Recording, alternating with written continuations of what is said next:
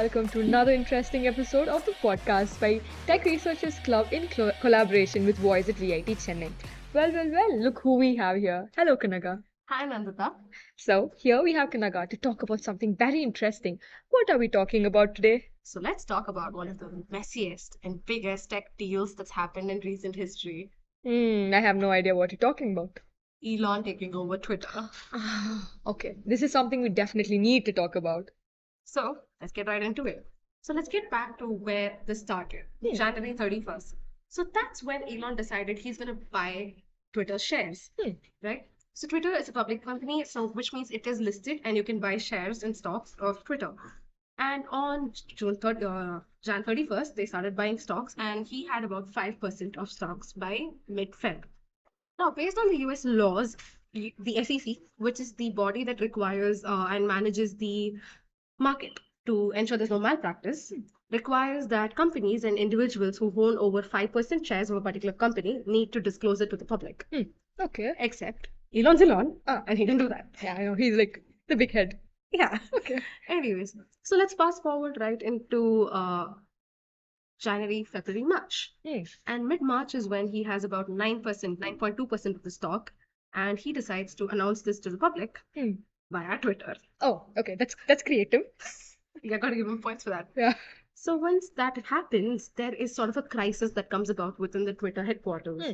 Because when a person owns about, let's say, 15% or over of a particular company's shares, that kind of leads to a hostile takeover, some sort of an acquisition.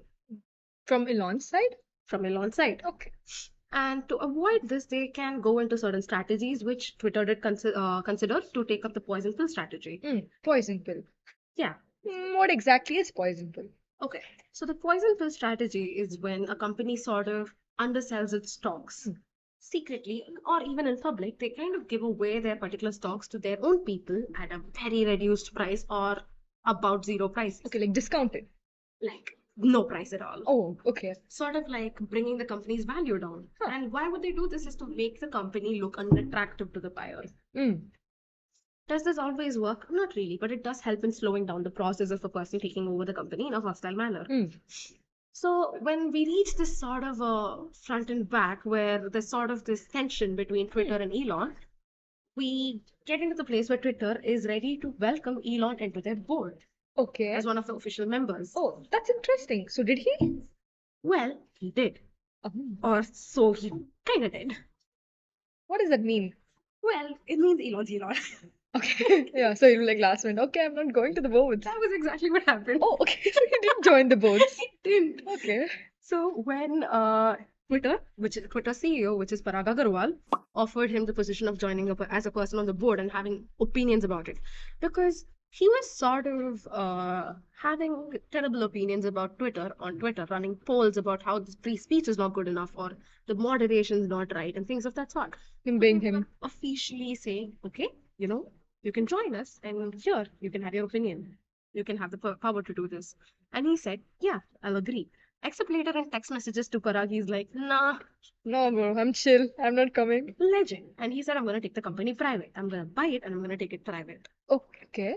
So he does exactly that. So Twitter and Elon kind of reach a merger agreement where they're coming onto some sort of a price, a timeline on how they're going to be doing this. So what happens then is once they have this agreement, Elon says he's going to buy the stocks at $54.20 per stock, which is a 38% premium over the current stock price of Twitter. Oh, wait. That will lead to like about $44 million, right? In total. $44 billion. Oh, God, that's a huge amount. Yes, it would be overbuying it.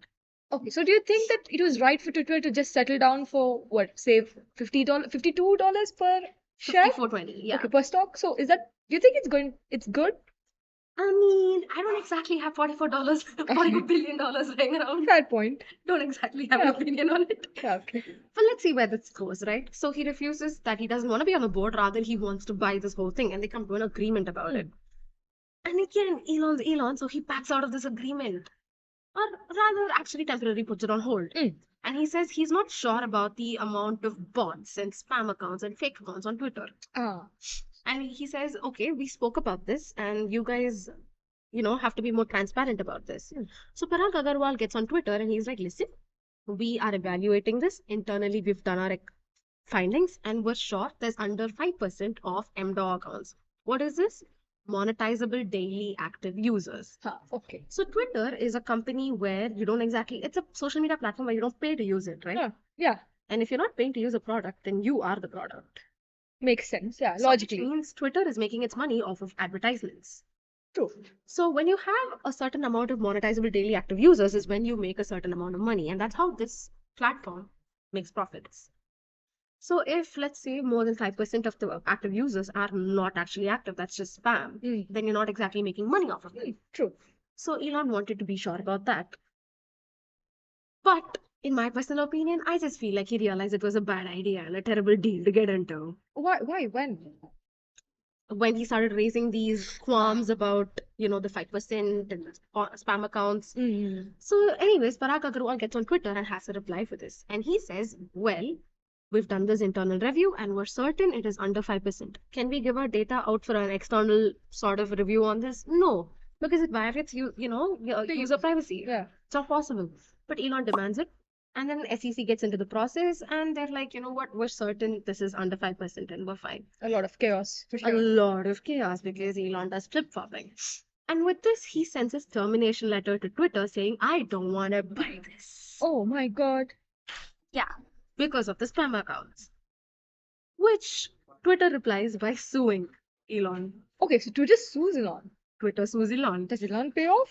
Well, that's what we're going to find out. Okay. So Twitter sues Elon saying he is sort of breaching contract because all of this flip-flopping and having terrible opinions about Twitter and putting it on everywhere And then bashing them, he's sort of making the stock market and the value Go down. volatile. And they lost profit by 1% in just the time period of a couple months where Elon tried to take over. So he can't, and so they go ahead and they sue Elon in the Delaware Chancery Court, where they're saying he can't keep diminishing us like this. He can't just like take our stock value down for no reason. Exactly. To which Elon countersues. Oh wow. Wait. Oh wow. On what basis? Because he says, well, you're breaching contract because I'm paying a lot of money for not a good product, not a great product, because we agreed on something else. That you wouldn't give me so many spam bots, you'd give me some amount of active users, something I can profit off of. Except they come to this sort of a back and forth. Okay. Which is when we have our new player into the situation, Peter Zatko. Okay. So who's Peter Zatko? Peter Zatko is the former head of security of Twitter. Oh, okay. And he comes forward with a whistleblower complaint. What exactly is that? Oh, so whistleblower is someone who's working in an organization, who's just left an organization, who's ready to blow the whistle and say, listen, they're not doing the right thing. And I know this. Like a referee. The referee. Except they do it for a lot of reasons, be it, let's say, for profit, be it, let's say, for good reason. It could be for a variety of reasons. So he comes up with his whistleblower complaint to SEC where he says, Twitter is not evaluating their spam bots in the right way. They are hiding it. Oh, so. And on top of this, their security provisions are not up to date. Their servers are not up to date. So Twitter is not compliant to what SEC requires a social media platform to be. So this gives Elon an upper hand, right? So he jumps onto this and he takes Peter Zatko's complaint and he gives a second termination letter saying, Twitter, this deal is off. Oh, we can't be doing this. So this flip-flop where initially Twitter did not want to sell their company. To Elon. Or to anyone? To Elon. Or to anyone in general, yes. Yeah. They didn't want to sell the company and Elon wanted it. And then Elon didn't want it. And now Twitter is trying to force Elon to buy it. Right? They're sort of like trying to forcefully sell it to him. And now they're reaching this point where Elon sends his third termination letter, which is basically a mail that, as per my previous email, that's kind of what happens. The third termination letter. Continue from the previous mail, trail mail. And they go on about how, we have to end this. But now it does look like Twitter's in a bad position legally. However, with all the complaints of Peter Zatko as well as from Elon. However, when we actually get into it with the Elon's legal team, Elon realizes he has very little chance of winning this in the Delaware court. Due to which, on October 4, he flips a switch and he decides, I will buy it. Oh God. At the original price. Is he all right? Is he all right? We've all been wondering. Okay. We've all been wondering. Yeah, should have questioned it when he named his son some XAE, whatever. E12, yep. Yeah. Anyway, so he does go forward with the initial $54.20 per share, and he's going to take the company private.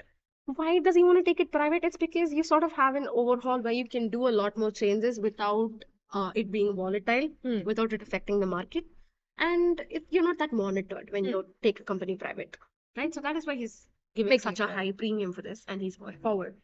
And on October 27th, Elon officially became the owner of Twitter, and he announces this by walking into the Twitter headquarters with a sink. Because get it? Get it Oh. sink in. Oh my God. He really did that? He really did that. Oh my Very God. 14 After of him. like months of struggle, after going through so many lawsuits, he's like, let that sink in. What happens now that he has bought Twitter for real? Well, it's sort of volatile. There's a lot happening. So Elon kind of realized that this is not a profitable business for him, something that is not going to bring him a lot of profit, at least short term. So he needs to make this more profitable long term. So one of his major ideas behind this now is the Blue Twitter, which is an $8 premium account where you get verified. And this he's sort of trying to beat the peasant and lord system, where only celebrities or people who have blue tick marks and everybody can have this as long as they pay $8 per month. Yeah. So what does it bring to the people? One, they get verified. Two, they also have a 50% lesser ads shown to them, which sort of gives Compensates the money. that they put in. But it is sort of a loss for Elon because he loses $6 per person when he cuts out on 50% of Ads. Anyway, so his sort of plan right now is to reach about 3 times the number of users by 2025. So from 200 million users to 600 by 2028 to get to 900 million users. And on top of this, he wants to make Twitter like WeChat, which is a Chinese app where you can do everything. You can record videos, you can put out tweets, you can text people, you can watch, you can order a cab, You can do order basically food. anything. And why does China have stuff like this? Because they don't have access to a lot of apps. Yeah. But Elon wants to take Twitter to the direction where he makes it everything. Just Taking like inspiration all from WeChat in and app. TikTok. Yeah. How exactly people are going to be welcoming to it, only time will tell. By 2025 we'll know. I think I have the home screen for the rest of my apps. True. Anyways, and on top of this, he wants to add a paywall behind certain video content, making it more akin to, let's say, OnlyFans. So overall, it's going to be messy. It's going to be messy. For the next several months, it's going to be messy. And on top of this, Elon's big on free speech and like not letting, some sort of a ban on people or anything. Yeah, and ban on no violence and stuff. Yes, to be able to say anything at all. And this was No sort of freedom to write, like speak. freedom to speak.